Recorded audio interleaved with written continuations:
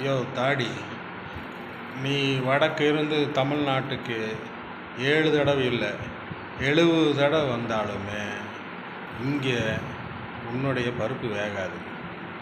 நீ road show போனாலும், கன்னியாகுமரி பாறையில் படுத்து உருண்டாலும், இங்கே உன்னுடைய ட்ராமா, உன்னுடைய நடிப்பெல்லாம் இங்கே எடுபடாது மாப்பிள்ள.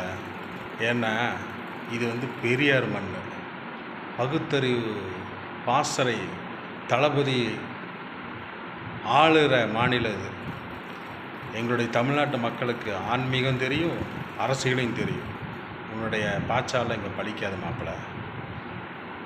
வடநாட்டில் வேணால் கொஞ்சம் ஜனங்க, எல்லா நாட்டிலும் எல்லா மக்களும் இல்லை. இப்போது அந்த நாட்டு மக்கள், வடநாட்டு மக்கள் இப்போ புரிஞ்சுக்கிட்டாங்க உன்னுடைய ட்ராமாவை, உன்னுடைய ஏமாற்று வேலையெல்லாம் அவங்களும் புரிஞ்சுக்கிட்டாங்க. அதனால தான் நீ கோயில் கட்டி அப்படியே என்னென்ன ட்ராமா பண்ணின, மக்களை ஏமாத்தின, அந்த கோயில் கட்டின தொகுதியிலேயே உன்னை மண்ணக்கவை வச்சுட்டாங்க மாப்பிள்ள. உன்னுடைய ட்ராமா இங்கே எடுபடாது, இதோட நிறுத்திக்க. தமிழ்நாட்டில் ராகுல் காந்தி சொன்ன மாதிரி எத்தனை குட்டிக்காரனை போட்டாலும், கன்னியாகுமரி பாறையில் படுத்து உருண்டாலும் நீ தமிழ் மண்ணை ஆள முடியாது மாப்பிள்ள.